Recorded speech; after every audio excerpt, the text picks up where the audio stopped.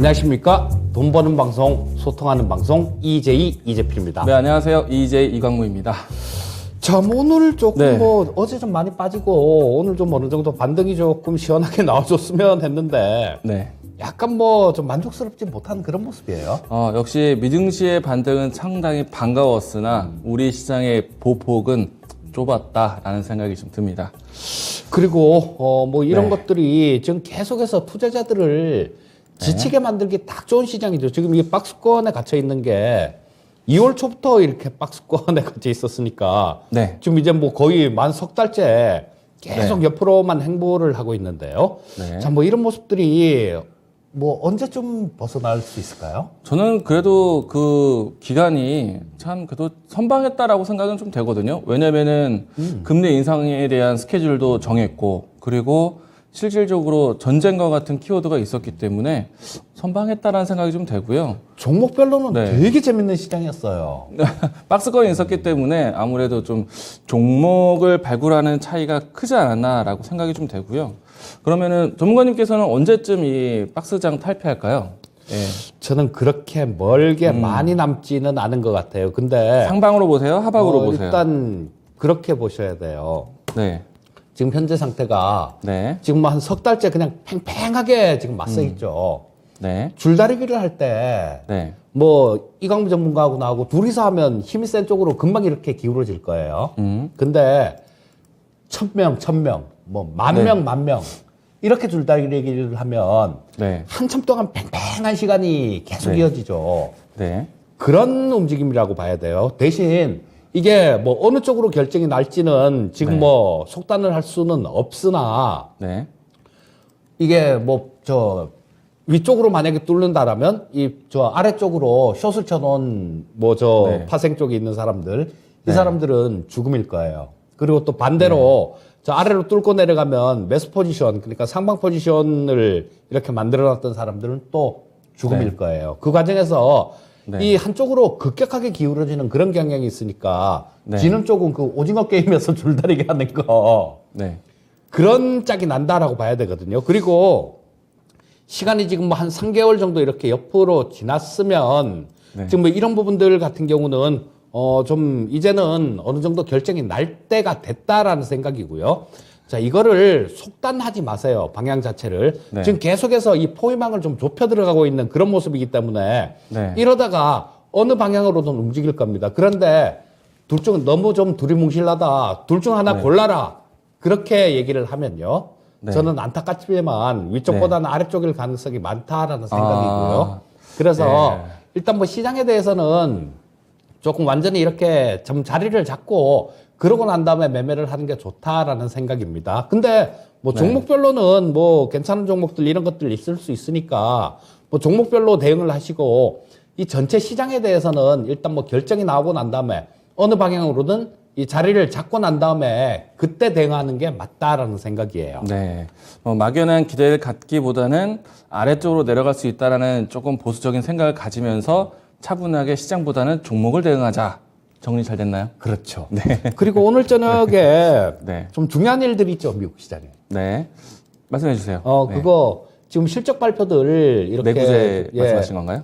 대형 IT 주식들 이런 것들이 실적 발표를 하는데요. 네. 내일 아침에 그러니까 오늘 저녁에 미국 시장 끝나고 뭐 마이크로소프트가 실적 발표를 하고 네. 또 구글의 모회사 알파벳도 실적 발표를 하고 네. 또 뭐 이 반도체 장비 업종 중에 내노로 네. 하는 미국 업체 텍사스 네. 인스트루먼트 그것도 네. 실적 발표를 합니다. 그래서 요거는 미국 시장 끝나고 하는 거기 때문에 내일 우리나라 시장의 색깔은 아마 오늘 저녁에 미국 시장이 아니라 내일 아침에 끝나고 미국 시장 끝나고 실적 발표하는 그 빅테크 주식들 여기 실적에 따라서 내일 우리나라 시장이 조금 좌우될 가능성이 뭐 높다라고 그렇게 보시고 대응을 하시면 될 것 같습니다. 네, 일단은 어제 오늘 실적 발표하는 기업들에 대한 주가 움직임이 먼저 좀 반등을 좀 이끌었습니다. 그래서 좀 실적 발표되는 오늘 좀 기대를 해볼 수 있지 않을까 생각이 되고요. 오늘 반등 나온다라면은 나스닥이 이틀 연속 저가 매수세가 좀 확인이 되는 모습이거든요. 그래서 저는 사실은 물론 이제 어떤 방향성을 결정짓기는 좀 섣부를 수 있겠지만은 저는 그래도 좀 하방보다는 상방 쪽에 좀 반등을 좀 기대해 볼 수 있지 않을까. 좀 기간 본다라면 저는 차라리 FOMC가 지나고 난 다음에 좀 시장에서 좀 긍정적인 해석을 하지 않을까. 불확실성 해소라는 좀 주식 해석이 좀 있기 때문에 저는 아주 비관적으로 생각하지는 않고 있습니다. 근데 그런 부분도 네. 좀 생각을 해봐야 돼요. 네. 자, 지금 그 연준이 네. 예전에 역사상 네. 이 돈을 양적 완화를 굉장히 강하게 하고 그러고 난 다음에 돈을 강하게 회수를 할 때 네. 그럴 때 치고 장이 견딘 적이 없어요. 단 한 번도 없거든요. 네. 굉장히 좀 어려운 그런 모습인데 이번에 같은 경우는 또 그 외에도 연준 외에도 지금 중국 같은 경우가 지금 뭐 오늘도 뭐 1.4% 정도 빠졌는데요. 어제 5% 넘게 빠지고 오늘 1.4% 정도 빠졌습니다. 이 빠진 이유도 마찬가지예요. 그거 뭐 저 상해에 이어서 베이징도 봉쇄를 할 거다라는 뭐 그런 부분들. 한 개 구는 그 인구가 한 430만 명 정도 된다는데 한 개 구는 봉쇄를 했어요. 자, 그런 우려감들, 이런 부분들도 존재하고 있는 상황이고요. 시진핑은 이거를 저는 쉽게 풀지는 않을 거로 봅니다. 왜냐하면 이 중국인들이 다 백신을 맞았다라고 얘기는 하는데 중국에서 만든 거죠. 뭐 이건 물백신이다, 뭐 이런 얘기들도 하고 있기 때문에 아마 효과가 그렇게 크지가 않을 거예요. 여러분들, 홍콩에 지금 우리나라하고 홍콩 같은 경우는 뭐 모더나도 맞고 화이자도 맞고 저 중국에서 만든 거 그런 것도 맞았습니다. 근데 홍콩이 지금 우리나라보다 사망률이 한 5배 정도가 높아요. 자, 이 물백신 같은 경우는 효과가 없다라는 얘기로 해석할 수 있는데 시진핑이 지금 만약에 풀었다가는 면역력을 갖추지 못했죠, 중국인들은. 여기서 확산해 나가면 사망자가 굉장히 많아질 겁니다. 그렇게 되면 이 시진핑이 3년임 하는데 굉장히 큰 지장이 될 거예요. 그렇기 때문에 시진핑이 지금 할 수 있는 거는 봉쇄해서 이 코로나를 막고 완전히 뭐 봉쇄를 통해서 그렇게 해결하는 방법 외에는 없다라고 봐야 될 거고요. 퍼져나갈 수 있는 그런 거는 안 할 거기 때문에 이 중국 같은 경우는 좀, 이런 부분들, 경기 부양 이런 부분들도 있을 수는 있지만요. 지금 미국이 금리를 올리는 상태에서 그렇게 쉽게 그것도 선택할 수 있는 카드도 아닐 겁니다. 그래서 뭐 시장은 조금 주의를 하면서 보는 게 좋겠다라는 생각이에요. 아무래도 다음 주에 FOMC 일정이 있다 보니까 경계감이 좀 들 수 있지 않을까 생각을 합니다. 예. 저는 제일 중요한 달러만 바뀐다라면은 우리 시장을 좀 살 수 있지 않을까 생각하고 있는데 일단 보수적인 시각에 대한 이야기들 들어봤고요. 일단 또 그럼에도 불구하고 또 투자에 대한 생각은 또 준비를 해야 되잖아요. 뭐 일부의 현금은 계속 강조를 하셨지만은 또 일부의 또 투자는 계속해서 진행을 해야 되기 때문에 그렇죠. 오늘도 포커스 EJ 또 내용 준비해서 시작해 보도록 하겠습니다. 자, 먼저 해주시죠. 네, 제가 먼저 시작하도록 하겠는데요. 저는 뭐 한 가지 결을 계속 이야기 드리고 있습니다. 우리 시장의 가장 큰 악재는 수급이다라고 생각이 되고요. 수급의 가장 큰 악재는 환율이죠. 아무래도 외국인들의 수급 동향이 여전히 좀 계속해서 매도세만 연을 보여주고 있는 모습이고요. 어제 나스닥이 크게 올랐었지만은 오늘 우리 증시의 그 보폭을 따라가지 못했습니다. 오늘 우리 증시 또 역시나 외국인들의 수급에 좀 외면을 받는 모습이었는데요. 일단 외국인들이 만약에 달러 인덱스에 대한 변화가 나온다라면은 다시 한번 또 우리 증시를 찾아올 수 있는 기회가 있을까? 가능성을 찾아볼 수 있을까라는 측면에서 저는 충분히 가능성이 있다라고 생각을 합니다. 왜냐면은 이 안에서 그러니까 실적이 되는 기업들이 있기 때문에 그러면 실적이 되는 기업들은 어디에서 찾을 것인가? 저는 계속해서 환율에서 찾자라고 말씀을 드렸었고요. 그래서 오늘 제가 준비한 내용은 포커스 EJ 수출과 또 소비 개선에 대한 이야기를 건네드리려고 합니다. 결과적으로 일단은 이와 같은 환경 속에서 환율 환경에서 돈 버는 기업들을 보자라는 이야기이고요. 그리고 아무래도 최근에 시장에서 다시 한번 또 이 경기 개선에 대한 부분들을 좀 이끌어낸다면은 아무래도 일자리, 고용 지표에 대한 부분들 그리고 소비 활성화에 대한 정책이 필요할 것이다라는 이야기를 드리려고 합니다. 자, 우선은 1분기 GDP 발표가 남았는데요. GDP 발표가 성장률이 0.7%였고 전년 동기 대비해서는 3.1% 성장했다. 그러니까 경기에 대한 회복세가 계속 긍정적으로 좀 진행되고 있는 상태이고요. 그리고 특히나 이제 최근에 와서 제가 강조드리는 환율에 대한 시장, 수급은 어렵지만 수출 기업들은 지금 환경이 오히려 실적 개선에 도움이 된다라고 말씀드렸어요. 그렇기 때문에 반도체, 자동차, 의료기기, 음식료 기업들은 상당히 실적이 좋다라고 말씀드렸었고요. 다만 이제 오늘 자동차 섹터들 현대차, 기아차 실적 기대감으로 올라갔거든요. 근데 이제 반도체 같은 경우에는 삼성전자, SK하이닉스 실질적으로 실적이 좋았습니다. 근데 아시겠지만은 전체적인 시장에 대한 밸류에이션을 저가 매수로 들어와야 돼, 저가 매수로 봐야지만 바스켓이 큰 삼성전자, SK하이닉스가 수급과 함께 움직일 수 있다. 지금은 수급이 없기 때문에 삼성전자, SK하이닉스 못 간다. 그러면은 삼성전자, SK하이닉스가 돈 벌 정도이면 다른 반도체 종목들, 수출 동향이 큰 기업이라든지 또 캐파 증설이 큰 기업들은 여전히 실적이 좋아지고 있다. 환율의 수혜를 받고 있다라고 얘기 드렸습니다. 그런 포인트로 이제 반도체를 계속 해석해 드렸었는데, 일단 이 내용들이 결국에는 제조업 산업이 있습니다. IT 산업의 산업도 있고요. 자, 일단은 제조업 증가폭이 확대되었다라는 소식이고요. 서비스업은 좀 감소되는 모습을 보이다 보니까 내수 시장의 좀 전반적인 좀 부진세가 시작이 된 것이 아닌가라는 걱정은 되고 있습니다. 그러려면은 제가 뒷부분에 한 번 더 이야기 드리겠지만은 내수 활성화, 그러니까 소비 개선에 대한 이 정책에 대한 부분들이 좀 필요할 것 같고요. 자, 일단은 코로나 확산세에서 소비가 좀 많이 억눌려 있었기 때문에 그 부분들이 좀 회복하는 데 있어서 좀 시간이 필요한 것 같고, 그리고 특징적으로 했을 때 산업의 이 공급, 그러니까 병목 현상이 있다 보니까 전반적으로 좀 투자도 재투자에 대한 부분들도 부진했다. 이 부분을 좀 감안할 필요가 있지 않을까 생각을 합니다. 다만 이제 수출 기업들에 대한 포인트는 상당히 좋았다는 것인데요. 지금 이 보시는 화면 같은 경우에는 순수출이 1.4% 성장했다는 것이고요. 그리고 이 부분들은 성장주에 대한 역할이 컸다라는 것인데, 일단은 제조업들이 상당히 컸다라는 것, 그리고 소비 개선이 좀 아직까지는 부진하다라는 것 이야기 드리겠습니다. 다음 자료도 비슷한 차트인데요. 보도록 하죠. 제조업 생산이 크게 증가를 했습니다. 제조업에 대한 수출 동향이 컸다는 것이고, 아마도 IT, 자동차, 의료기기 쪽 파트가 크지 않았나라고 생각이 됩니다.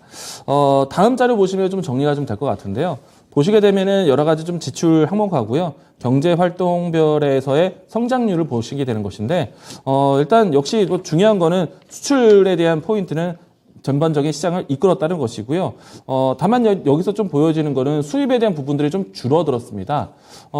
이렇게 되면은 전반적으로 이 GDP 성장에 대한 부분들은 지표는 좋게 남았지만 수입이 현저히 줄어들었다는 거는 상당히 또 다음에 대한 나비 효과가 좀 또 억누르게 될 수 있는 부분인데, 일단은 수입에 대한 부분들이 좀 줄었다는 거는 다음에 생산에 대한 부분들이 좀 걱정이 된다는 것이고요. 또 한 가지는 이 부분들을 통해서 투자에 대한 부분들이 좀 확산이 돼야 되는데, 이런 부분들이 조금 부진했다라고 평가할 수 있을 것 같습니다. 다만 이제 1분기를 평가했을 때 수출 기업들에 대한 높은 성과가 상당히 좀 기대된다. 그러면은 역시나 좀 시장에 대한 차별화 장세를 본다라면은 실적 기업들, 특히나 수출 기업들에 대한 선택이 상당히 커질 수 있다라고 생각합니다. 이 부분들에 대한 전제는 시장에 수급이 들어와야 되는 것인데, 수급이 들어오려면은 환율에 대한 변화, 결국에는 달러 인덱스, 달러화 지수에 대한 변화가 나와야 되는데, 달러화 지수에 대한 변화에 대해서는, 예측에 대해서는 제가 일전에 소개를 드린 바가 있습니다. ECB하고 BOJ 비교하면서 이야기 드리기도 했었고요. 자, 일단은 그 시점은 아직까지는 조금은 불투명하지만은 분명히 만약에 수급에 대한, 그러니까 환율에 대한 변화 나온다라면은 수급은 이와 같은 수출 쪽으로 찾게 될 것이다. 라고 이야기 드리는 것입니다. 다음 자료도 보도록 하겠습니다. 결국에는 국내 이 자본재 수입이 줄어들면은 다음에 투자가 감소될 것이다 라는 측면인데요. 보시게 되면은 확실히 설비 투자 쪽이 좀 많이 줄었습니다. 그래서 제가 반도체 쪽 영역을 봤을 때 설비 투자를 늘리는, 캐파를 늘리는 쪽에서는 상당히 캐파 모멘텀을 크게 반영시킬 수 있다는 얘기예요. 그러니까 반도체 기업들 내에서도 수출 좋고 캐파 증설이 진행되는 산업 안에 있는 종목들 같은 경우에는 상당히 이롭다라고 이야기 드리는 것이고요. 이번 화면이 아니라 다음 자료 보도록 하겠습니다. 조금 전에 설명드렸던 내용은 이 화면입니다. 일단은 실질적으로 자본재 수입이 설비 투자에 대한 감소로 이어지고 있다는 것이고요. 자, 그러면은 이제 다음에 설비 투자가 줄어든다는 거는 결국에는 나중에 고용지표에 대한 연결이 되게 되는데요. 일단은 미국 시장에서는 고용지표에 대한 부분들이 조금은 좀 회복은 되었는데, 지금 경기 성장에 대한 좀 리스크 피크아웃을 좀 예상하고 있는 거는 여러 가지 소비에 대한 주머니가 얼마만큼 열리는가, 이 부분에 대해서 좀 상당히 좀 주목하고 있거든요. 이 때문에 오늘 발표되는 내구재, 오늘인가 내일인가, 내구재 발표에 대한 부분들이 상당히 중요할 것 같고요. 오늘 발표네요. 그리고 이제 어제 발표 나왔던 주택 지표가 어느 정도 좀 피크 아웃에 대한 부분들 좀 나오기도 했습니다. 그래서 우리가 걱정하는 금리 인상에 대한 이 빅스텝이라든지 자이언트 스텝이 일회성, 그러니까 단기적으로 국한될 수 있다는 것도 하나의 특징이다라고 할 수 있겠고요. 다음 자료 보도록 하겠습니다. 결국에는 소비를 얼마만큼 열어주는가가 중요한 것인데 이 화면 보시게 되면은 코로나 때문에 수요 급감이 굉장히 컸죠. 그런데 회복세의 기조는 맞는데 아직까지는 주머니 사정에 대한 부분들이 크게 열리는 때는 아니다. 자, 그러면 이런 부분들을 열어준다는 거는 어떤 배경으로 열어줘야 되느냐? 아무래도 정책에 대한 소비를 만들어야겠다. 자, 일단은 다음 자료 보도록 하겠습니다. 준내구재에 대한 소비 회복이 좀 필요하다는 것인데 아무래도 실질적인 서민 경제에 대한 부분들이 좀 풀려야 될 겁니다. 성장에 대한 키워드를 던지면서 소비를 풀어야 된다는 얘기입니다. 결국에는 5월 9일 취임식 전후로 해서 이 정책에 대한 기반이 가장 중요할 것 같고요. 제가 생각했을 때는 이 정책에 대한 내용들로 했을 때 일단 정책에 대한 내용들을 좀 많이 공격적으로 나오지 않을까. 그러면은 친원전이라든지 부동산 정책이라든지 이런 부분들을 좀 가장 크게 주목받을 수밖에 없을 것 같고, 물론 이제 소비로 이어지는 때까지는 결국에는 경제 활성화에 대해 따라서 소비를 여는 그런 방법을 택하지 않을까 생각합니다. 자, 이 다음 자료, 이 자료는요, 제가 이제 부연 설명하기 위해서 가져온 자료인데, 사실 주요 국가들이 이제 4월 달부터 중요한 정치 일정을 가지고 있습니다. 이 때문에 어떻게 보면은 시장 글로벌 전체적으로 좀 관망세가 컸다라고 생각이 되고요. 주요 국가에 대한 정치 일정이기 때문에 여러분들 이 화면 보시면서 좀 참고하셨으면, 보통은 이 새로운 선거라든지 뭐 새로운 정부, 새로운 정권 교체 같은 경우에는 강력한 경제 부양에 대한 정책을 내놓게 되어 있습니다. 여러 가지 성장의 키워드에 대한 정책이 나올 수 있기 때문에 그 정책이 맞다 틀리다를 떠나서 정책을 내놓는 것에 의미를 둘 수 있기 때문에 어떻게 보면은 시장에서는 좀 좋은 좀 재료가 될 수 있는 모멘텀에 대한 이런 이제 재료가 될 수 있다는 거 참고로 얘기 드리겠고요. 자, 일단은 좀 결국에는 수급에 대한 문제인데요. 이런 지표도 갖고 와봤습니다. 다음 자료 보도록 하죠. 지금 그러니까 수급이 풀리기 위해서는 환율이 바뀌어야 됩니다. 환율이 바뀌기 위해서는 달러 인덱스에 대한 가격이 바뀌어야 돼요. 근데 그런 절차를 갖기 위해서는 ECB라든지 BOJ에서 통화정책에 대한 부분들이 바뀌어야 되는데 일단 ECB는 7월 달부터 금리 인상에 대한 준비를 했습니다. 이런 내용들이 언제 시장에 반영이 될지는 좀 더 뚜껑을 열어봐야겠지만은 아마도 5월 달 FOMC 이후부터 열리지 않을까 생각을 해봅니다. 자, 그런 측면을 기다려야 되겠지만은 일단 우리 수급에 대한 위치를 봤을 때 지금 보시면은 역사상 이 외국인들의 코스피 지분율이 또 가장 낮은 위치에 또 내려오기도 했습니다. 이 내용을 본다라면은 지금 수급이 없다라는 측면도 되겠지만 한편으로는 수급이 바닥이기 때문에 이제는 곡간을 채울 때가 됐다라는 해석도 할 수 있지 않을까라는 측면에서 이 자료를 좀 가지고 왔고요.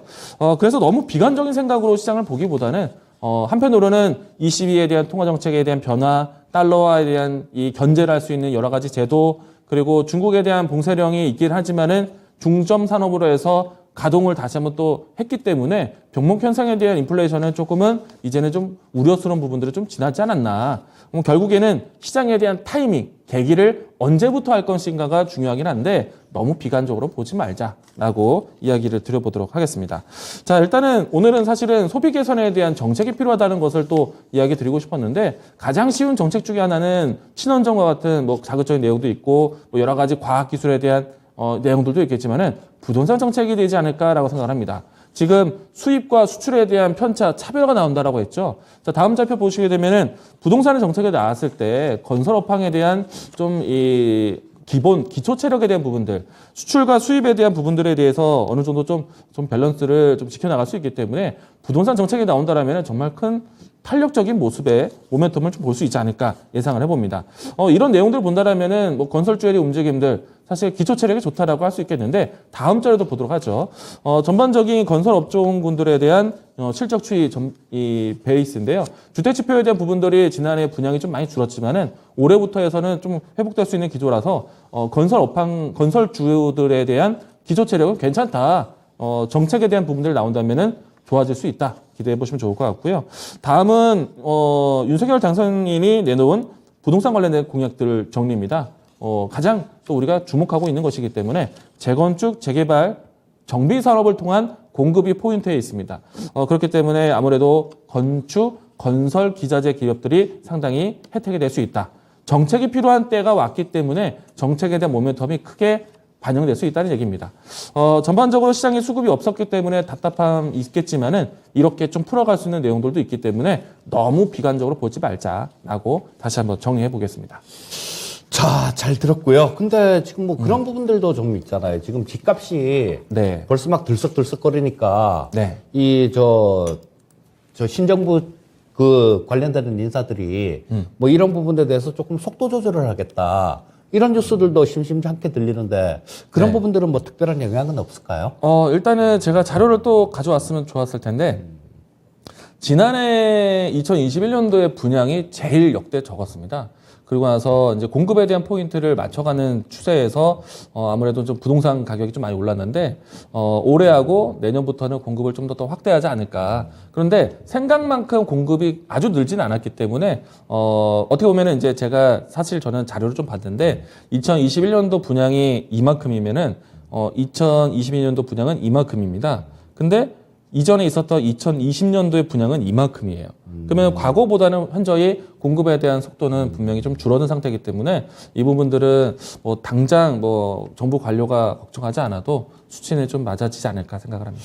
그리고 또 지금 뭐 대출을 이렇게 좀 네. 많이 활성화시켜 준다라는 그런 정책도 포함이 돼 있잖아요. 네. 부동산 정책에 좀 뭐 DTI나 뭐 이런 거 풀어준다라는 그런 부분들이 있는데 지금 가계빚이 우리나라가 굉장히 높은 상태인데 이런 부분들 금리가 올라가게 되면 이 대출 쪽에서도 조금 문제가 발생되고 그런 부분들은 없을까요? 네. 저는 사실은 국민의힘의 대변인은 아닌데 대출 금리 사실 이제 이 기준금리가 올라가게 되면 시중금리도 따라 올라오게 되잖아요. 근데 이제 여기에서 이제 부동산에 대한 대출 규제를 좀 풀어주겠다. 그러니까 정확히 말하면 집값을 잡는다는 포인트를 먼저 내세우기보다 거래를 활성화시키겠다는 목적이 크기 때문에 아마 사실은 은행권 입장에서는 조금 아쉬울 수 있어요. 왜냐면은 이미 인터넷 은행 쪽에서 3%대 대출이 좀 이미 나온 상태이기 때문에 시중금리 은행들이 그 3%대의 눈높이를 아마 맞춰가게 될 것 같습니다.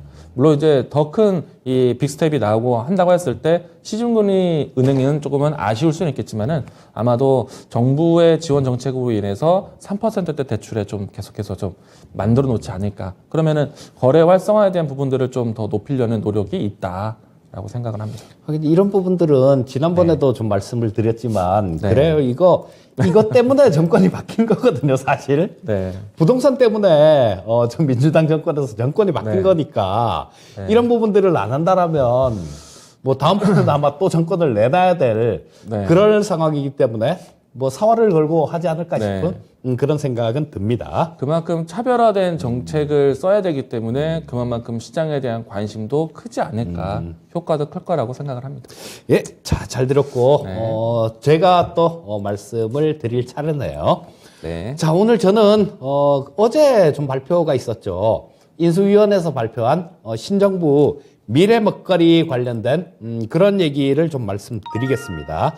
자, 뭐 어제 그 안철수 인수위원장이 새 정부의 미래 먹거리를 발표를 했는데요. 뭐 크게 한 6가지 정도 그 정도입니다.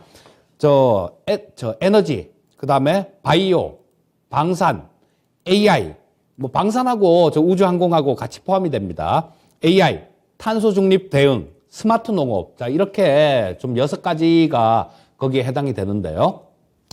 자, 윤석열 당선인께서 그때 대선 토론할 때 제가 가끔 한 몇 번 정도 말씀을 드렸잖아요. 미래 먹거리는 이재명 후보가 막 뭐라 그러니까 미래 먹거리는 뭐 바이오하고 뭐 그런 거라고 이렇게 말씀을 하셨는데요. 거기서 저 바이오라는 얘기는 나온 거죠. 자, 그리고 이 에너지 같은 경우도 마찬가지로 좀 이렇게 분야별로 좀 살펴보면요. 에너지 쪽에서는 그런 부분들입니다. 차세대 원전, 그러니까 소형 모듈 원전을 얘기하는 거죠. 그리고 수소 산업 역시 여기에 포함이 돼 있습니다.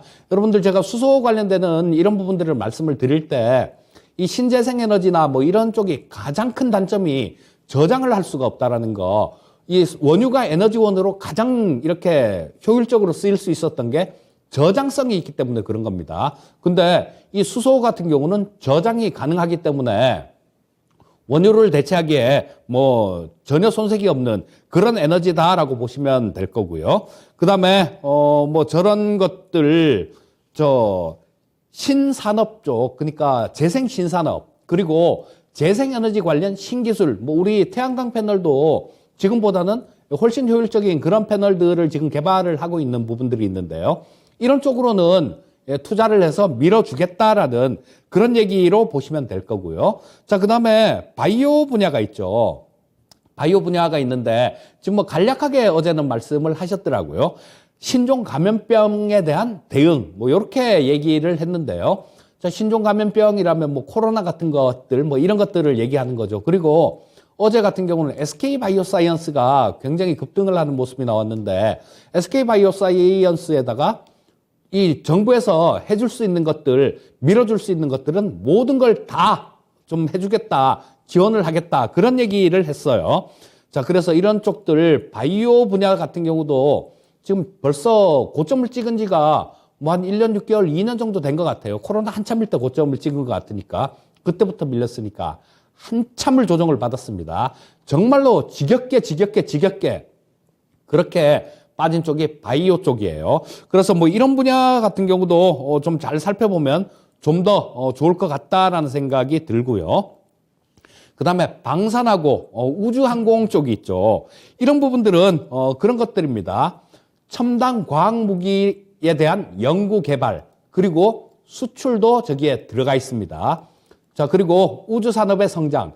여러분들, 제가 최근이 아니라 뭐 이 EJ 시작하면서 계속 말씀을 드렸던 부분들이 이런 쪽이죠. 이런 쪽하고, 그 다음에 좀 이따가 나올 뭐 스마트 농업 같은 것들, 이런 부분들도 다 거기에 포함이 되는데, 자, 뭐 일정 부분, 제가 이걸 미리 알고 말씀을 드린 건 아니고요. 자, 일정 부분 겹치는 것 같아서 우리 시청자님들도 그렇게 낯설지는 않으실 것 같다라는 생각이 듭니다. 자, 그리고 AI 쪽도 있어요.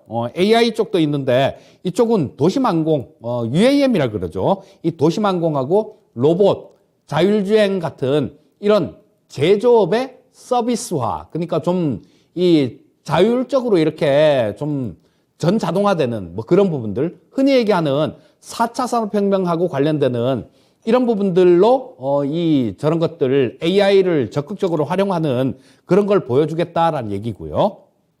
자, 그다음 탄소 중립에 대한 것도 있었습니다. 탄소 중립에 대한 것도 있었는데 이 탄소 중립은 융합 바이오 이렇게 나와 있더라고요. 근데 이 융합 바이오라는 거는 바이오 기술에다가 IT 기술을 접목을 해서 뭐 어떤 뭐 새로운 그런 제품을, 유용한 제품을 만드는 거 이렇게 얘기를 하는데요. 자, 잠깐 좀 의아한 생각이 들어요, 저도. 뭐 나중에 되면 나오겠지만 이 탄소 중립에서 융합 바이오하고 어떤 관련이 있을까라는 그런 물음표가 좀 찍히는데 뭐 어떤 뭐 미생물을 이용을 해서 뭐 탄소를 분해한다거나 아니면 그 미생물을 이용을 해서 뭐 어떤 유용한 우리가 쓸 수 있는 에너지원 같은 것들, 이런 것들을 만드는 것들, 뭐 이런 쪽이 아닐까 싶은 뭐 그런 생각도 좀 듭니다, 일단은. 근데 뭐 이런 부분들은 조금 지켜봐야 될 부분들이고요.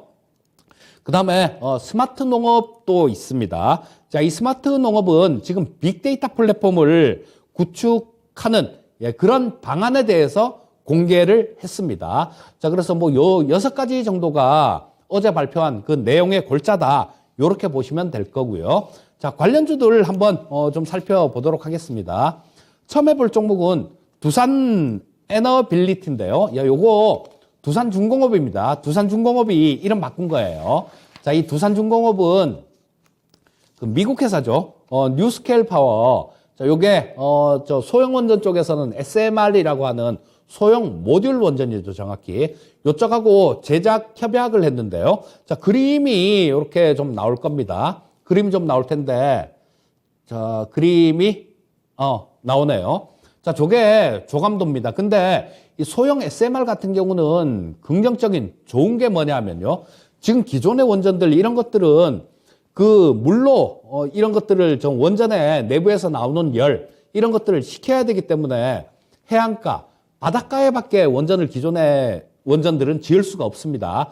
자, 그쪽에 물이 항상 풍부한데 그 옆에다 지어야 됐어요. 그런데 지금 뭐 저 SMR 같은 경우는 자, 뭐 저게 공냉식도 가능합니다. 물로 식히는 게 아니라 공기로 이렇게 냉각시키는 것들도 가능하고 저게 모듈화로 이렇게 만들 거기 때문에 자, 요런 거 모듈화가 된다라면 이게 대량 생산도 가능하다라는 거예요. 그리고 뭐 저 대형 원전들 뭐 이런 것들 1기가를 훌쩍 넘어가는데 1기가와트를 훌쩍 넘어가는데요. 뭐 저런 거 같은 경우는 뭐 한 300메가와트 정도 그 정도 수준으로 이렇게 작은 것들을 여러 개를 이렇게 지을 수 있는 그런 부분들이에요. 자, 그리고 이 뉴스케일 파워하고 지금 저 제작 협약을 하면서 이런 것들 제작 협약을 하면서 지금 본격적인 그 사업화 단계로 들어간 걸로 그렇게 볼 수 있을 것 같습니다. 그리고 이 두산 에너빌리티 같은 경우는 이 월봉을 한번 보면서 말씀드리면요.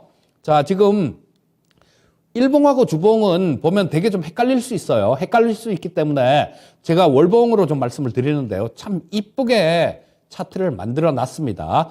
저 2020년도에 대바닥은 찍었죠. 대바닥은 찍고 난 다음에 지금 저 120개월 이평선까지도 상향 돌파를 한 상태입니다. 그래서 그 위에서 밑으로 빠지지 않고 계속 이렇게 좀 횡보하는 그런 모습이 나오고 있죠. 그리고 20개월 이평선 같은 경우는 굉장히 강하게 이렇게 위쪽으로 우상향 하는 모습이에요. 자, 그렇다면 좀 있으면 22평선하고 골든크로스가 날 거고 그 이후의 흐름은 상당히 좋을 것 같은 그런 생각이 드는 그런 종목이니까 요거 두산 에너빌리티 같은 경우는 우리 시청자님들도 관심을 많이 가져보셔도 좋을 것 같은 생각이 듭니다.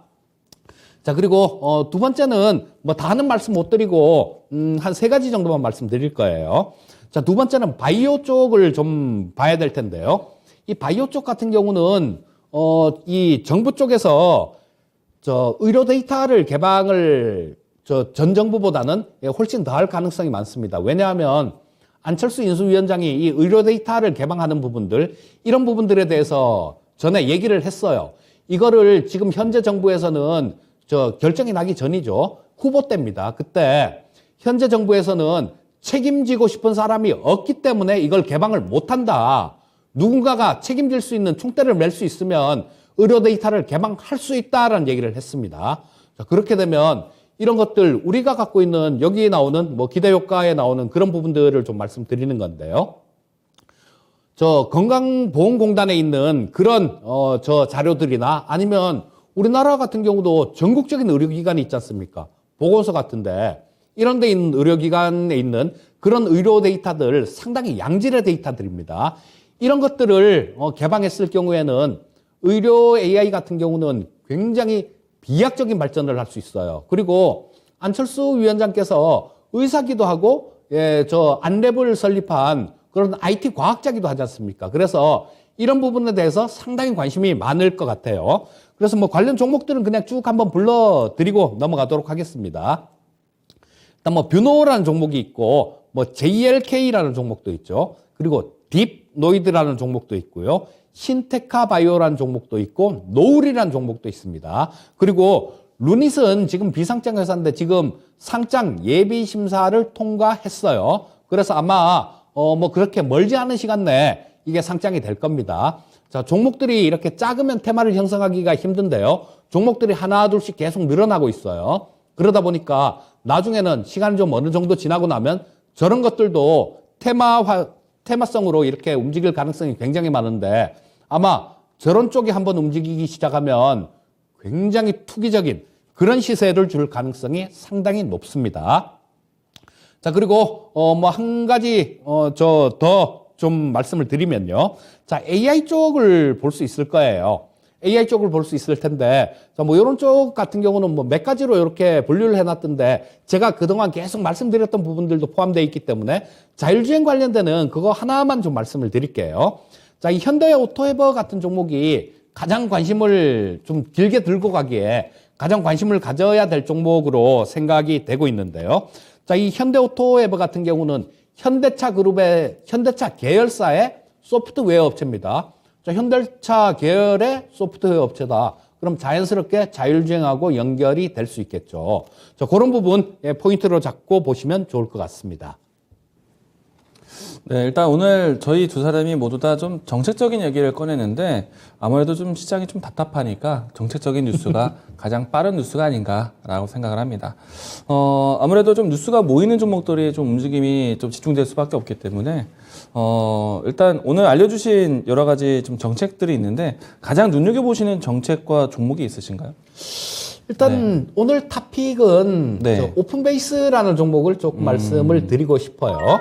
오픈베이스는 통신 장비나 통신 소프트웨어 같은 것들 뭐 이런 것들을 하는 기업이다라고 보시면 돼요.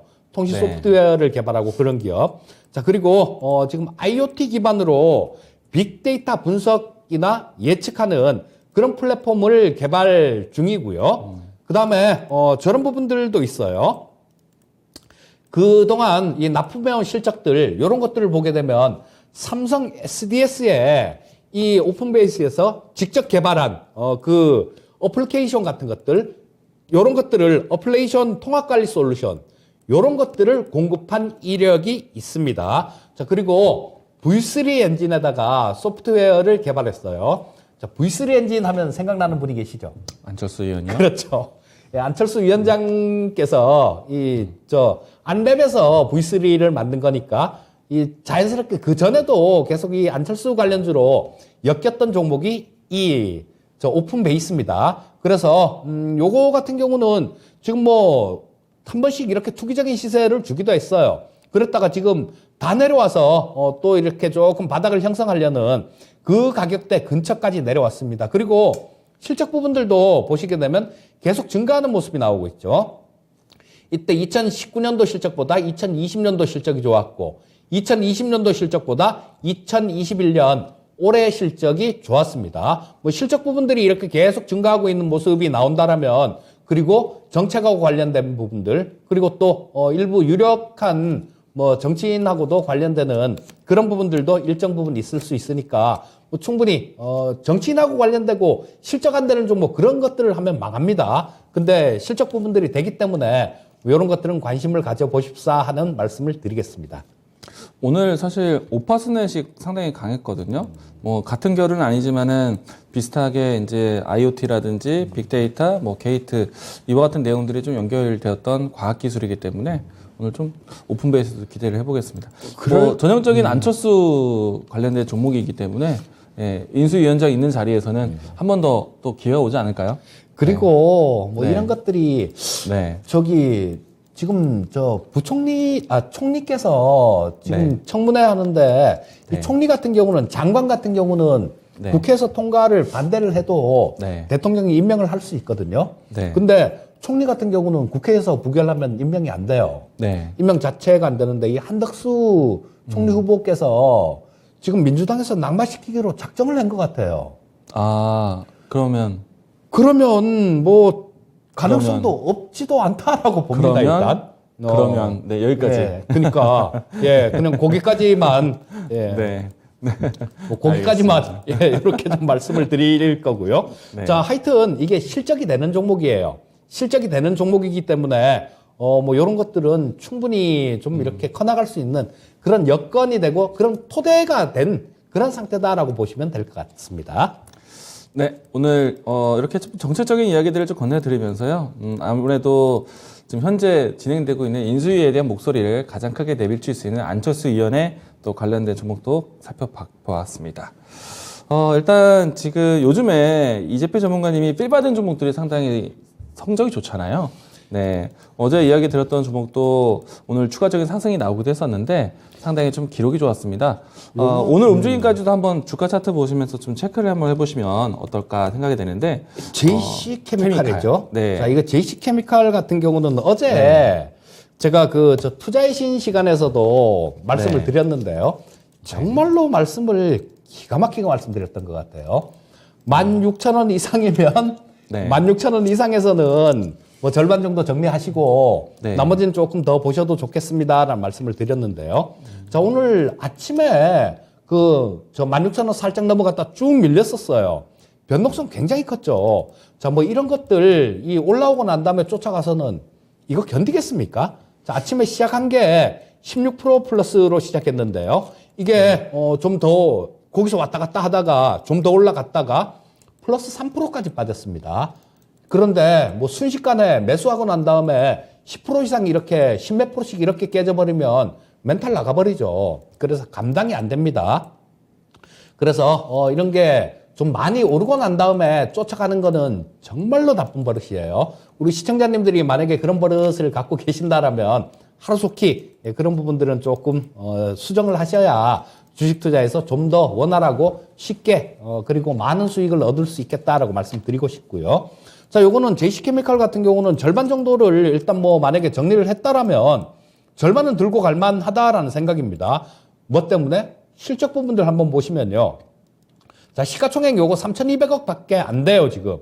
근데 올해 그 전에 예상됐던 게 영업이익 기준 한 517억 정도를 예상하고 있었습니다. 근데 지금 유가가 굉장히 고공행진을 하고 있죠.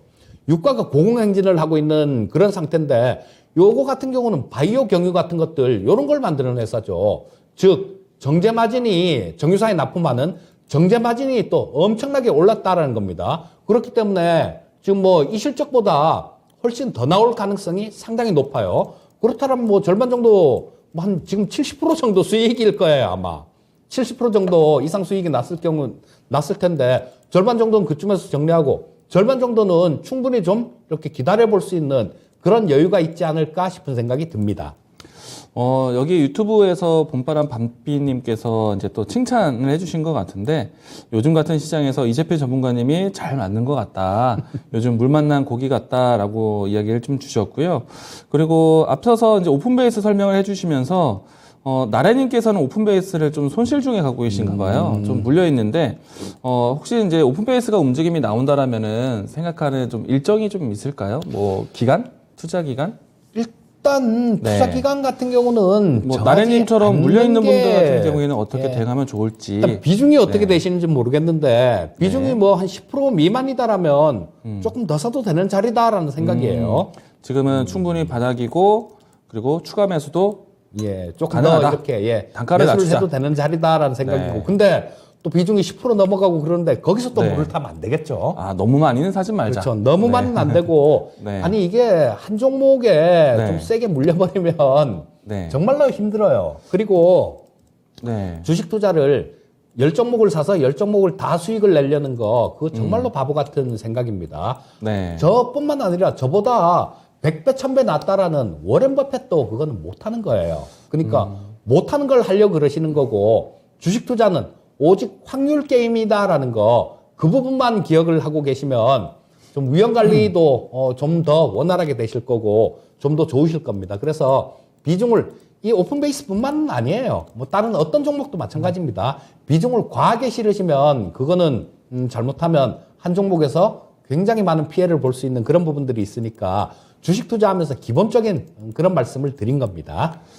무리한 비중만 피한다라면은 지금은 충분히 바닥이다. 예, 추가 매수해서 단가를 낮추자라고 의견을 주신 거죠? 네. 그렇죠. 일단은 좀 오픈베이스 좀 혹시라도 나래님처럼 기존에 갖고 계신던 분들이 있으시다면은 투자에 좀 참고하시길 바라겠습니다. 자, 일단은 요즘 어제 사실 지수 분위기가 좀 찌글찌글할 때 날씨도 좀 지글지글했습니다. 네. 그랬죠. 요즘엔 좀 날씨가 좀 바뀌면서 요즘 지금 유튜브에서는 봄나물 캐는 이야기들 많이 하고 있거든요. 예. 지금 이제 두릅 얘기 나왔고, 예. 네. 아무튼 뭐 이런 이제 소소한 이야기들도 여러분들 유튜브에 많이 대화를 하고 있습니다. 많은 분들도 들어오셔서 유튜브 안에서 소통도 하시고 그리고 저희에게 직접적으로 궁금한 점도 물어보시기 바라겠습니다. 자, 이제는 그러면 우리는 또 우리 할 일을 해야죠. 네. 포커스, 추천주. DJ 추천주로 넘어가도록 하겠습니다. 네.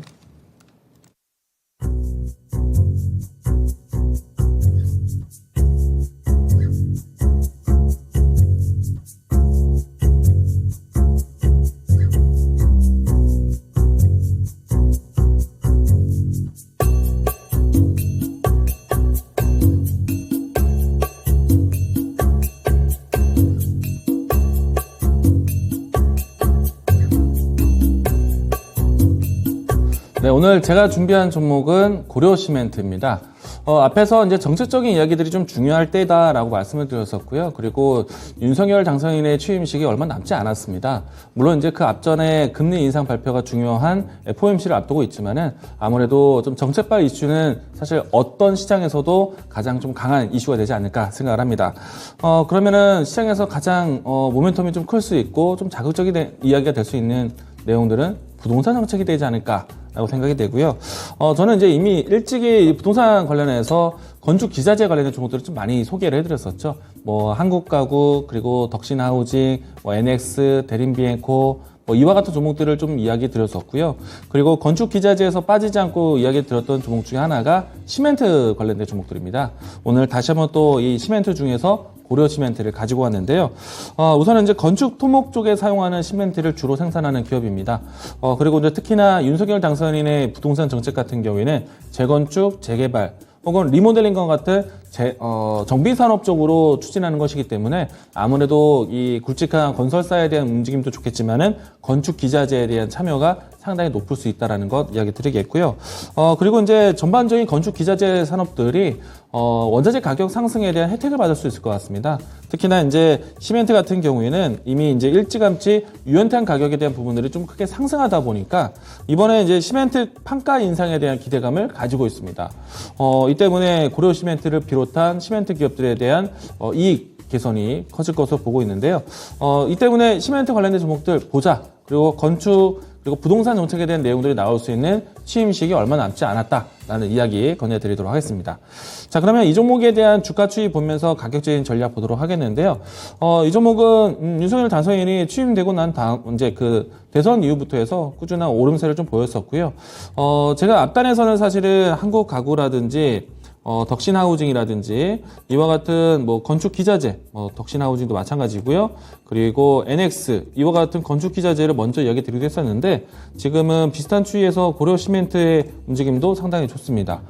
이뿐만 아니라 뭐 시멘트 관련된 종목들이 모두 다 전반적으로 분위기가 좋습니다. 뭐 이런 상태라면은 지금 시장 대비해서 상당히 주가를 잘 지키고 있다라고 생각이 되고요. 앞단에서 좀 크게 움직임이 나고 난 다음에 주가가 좀 자리를 지키고 있는 측면인데 현재 위치라면 충분히 뭐 매물 소화도 갖췄다라고 생각이 되고요.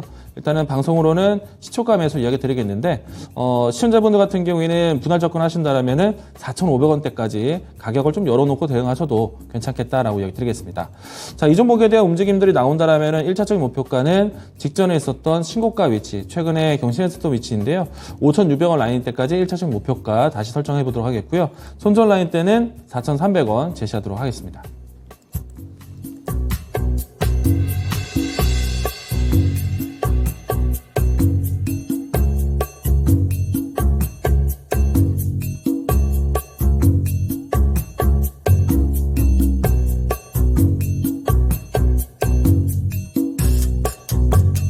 자, 오늘 이제 필 받을 종목은 미래컴퍼니입니다. 자, 이 미래컴퍼니는 반도체 장비 업종이에요. 반도체 장비 업종인데 요 반도체 장비로 이렇게 반도체나 디스플레이, 그러니까 뭐 OLED나 LCD 그 장비를 만드는 업체인데 제가 그 장비 때문에 요걸 갖고 오진 않았겠죠. 자, 요거는 의료용 로봇을 계속 개발을 하던 그런 기업입니다. 그래서 실제로 복강경 수술 로봇 레보아이를 만들었어요. 출시를 했습니다. 자, 그림이 지금 나오죠. 자, 보시게 되면 저기 기쁨 병원에서 이 레보아이가 수술 100회를 달성했다라는 뭐 기념으로 그 기념패도 있고 사진도 찍고 그랬던 내용이 있죠. 자, 그리고 저쪽 우즈베키스탄의 미래컴퍼니에서 이 수술 로봇 요거 레보아이죠. 그거를 좀 이렇게 좀 우크라이나 진출에 지금 교두보를 마련한 상태입니다. 그 옆에 보면 저기 로봇이 요렇게 있죠. 저겁니다. 저게 복강경 수술을 하는 로봇이에요. 자, 이제는 이 로봇 같은 경우가 뭐 가정용도 있고 뭐 저 서비스용도 있고 그 다음에 저 공장용, 그러니까 산업용도 있고 그렇지만 이 진입 장벽이 가장 높은 쪽이 이 의료용 로봇입니다. 의료용 로봇 같은 경우는 사람의 생명을 다루는 거니까 분명히 어떤 진입 장벽이 훨씬 더 다른 것들보다 높아야 되는 게 정상이죠. 그리고 삼성 쪽에서 지금 삼성 봇을 내놓겠다라는 얘기를 했는데요. 자, LG 쪽하고 삼성 쪽하고 조금 틀린 방향으로 갑니다. LG 쪽 같은 경우는 뭐 우리 일상생활에서 가까이 있는 뭐 안내 로봇이나 뭐 이런 쪽들로 좀 이렇게 추진해 나가고 있는 것 같고요. 올해 나오는 삼성에서 나오는 삼성봇은 이 의료용 로봇일 가능성이 굉장히 높습니다. 자, LG 쪽하고는 약간 차이를 두고 다른 노선을 이렇게 걸을 걸로 생각이 되는데요. 자, 그렇게 된다라면 이 의료용 로봇 쪽 같은 경우도 상당히 관심을 받을 수 있지 않겠습니까? 지금 다른 쪽들 로봇들 굉장히 많이 움직였어요. 근데 이 의료용 로봇이 몇 개 있습니다. 뭐 미래컴퍼니도 있고 큐렉스도 있고 뭐 몇 가지가 좀 있는데요. 자, 이런 것들은 안 움직였어요, 아직. 그리고 지금 이 차트를 한번 제가 보면서 말씀을 드리겠습니다. 미래컴퍼니의 월봉이에요. 자, 월봉인데 이때 20배가 나왔습니다. 이때 2015년도에 대비해 갖고 보면 이때가 20배가 넘게 나왔고요. 2016년도 말 이때 비교를 해서도 10배가 더 나왔습니다. 제가 종목 상담할 때 굉장히 좀 답답한 경우가 있는데 이런 대시세를 주고 난 다음에 조금 내려왔는데 거기서 물려갖고 이거 손절도 못하겠습니다. 이거 어떻게 해야 되겠습니까? 라고 그렇게 종목 상담이 들어오는 경우가 굉장히 많은데요. 그런 부분들이 있기 때문에 어떻게 진짜 잘못 물리면 10배 간 종목에 잘못 물리면 이렇게 될 수도 있다는 걸 보여드리고 싶었어요. 자, 이게 2018년도에 그런 대시세를 주고 지금 4년간 빠졌습니다. 2년간 빠지고 2년간 옆으로 긴 거예요. 자, 그렇지만 지금은 4년간 행보를 했으니까 이런 부분들도 한번 모멘텀을 받을 수도 있지 않겠습니까? 단 실적 부분들이 어느 정도 받쳐준다라면 충분히 모멘텀이 생길 수도 있겠죠. 실적도 호전되고 있는 종목입니다. 자, 재작년에는 매출액도 상당히 낮았고요. 영업이익도 적자였습니다. 근데 작년 실적은 재작년보다 매출액이 2배 이상 올라왔어요. 그리고 영업이익 마찬가지로 흑자 전환했습니다. 자, 영업이익 흑자 전환, 턴어라운드. 삼성 쪽에서 그 출시할 의료용 로봇하고 관련 있는 섹터, 그리고 전혀 움직이지 못했고 대시세 후에 4년간 고생을 시킨 종목. 자, 이 정도 종목이면 충분히 한번 공략을 해봐도 되지 않겠습니까? 자, 매수가는 내일 아침 시초가로 보시면 좋을 것 같고요. 목표가는 28,000원 말씀드리겠고 손절가는 22,000원 제시해 드리겠습니다. 네, 아무래도 시장에 대한 전반적인 기류를 따르는 종목보다는 뭐 오늘 저희가 이야기 드린 것처럼 정책에 대한 좀 이야기를 좀 귀 기울인 것도 상당히 좀 좋지 않을까라고 생각이 되고요. 일단 오늘 내구재 발표가 나왔습니다. 뭐 그럼에도 불구하고 시장 경기에 따라서 구매가 줄어들지는 않았고요. 다만 이제 예상치보다는 조금 낮은 위치가 나오긴 했는데, 일단은 뭐 전반적인 인플레이션에 대한 부담은 조금씩 느껴지지 않을까라고 생각을 합니다. 일단 앞으로 이제 오늘 발표까지 해서 또 중요하게 보는 또 일정이 있을까요? 일단 뭐 저런 것들은 지금 네. 뭐 다 그냥 그렇게 크게 좀 작용하지 네. 않을 거고요. PPI가 나올 거예요. 네. PPI가. 그 PPI 숫자가 네. 연준 통화정책회의 전에 아마 이번 주 말 정도에 나올 텐데요. 그게 아마 가장 좀 영향을 많이 줄 수 있는 그런 부분들이 될 겁니다. 네. 그래서 뭐 그런 부분들 같은 경우는 이번 주 말 정도에 보시면 좋을 거고요. 당장 내일장 같은 경우는 내일 아침에 발표되는 그 빅테크 기업들 실적에 따라서 좀 움직이는 그런 모습이 될 겁니다. 네. 요즘에 원자재가 비싸가지고 내구재 구매하기가 꺼렵다라고 얘기하더라고요. 그렇겠죠. 네. 자, 일단은 뭐 시장에 대한 눈높이 어느 정도 좀 예상치를 좀 맞춰줬기 때문에, 그리고 또 경기에 대한 둔화에 대한 시그널이 아직까지는 급하지 않기 때문에 좀 완만한 지표 발표가 아니었나 생각합니다. 이번 주에 있을 실적 발표 상당히 중요하게 보시고요. 그리고 또 PPI 발표까지도 좀 관심 있게 보자라고 이야기 드렸습니다. 자, 그러면 예. 네. 늦게까지 시청을 해주셔서 오늘도 감사드리고요. 오늘은 둘이 같이 인사를 드려야죠. 투자의 신이 없으니까 둘 다. 항상 같이 인사드렸어요. 아니 어제는 나는 절로 갔고. 어쨌든 이 프로그램 마무리는 인사 같이 했습니다. 자, 그러면 즐거운 저녁 시간 되시고요. 저는 내일 또 뵙도록 하겠습니다. 감사합니다.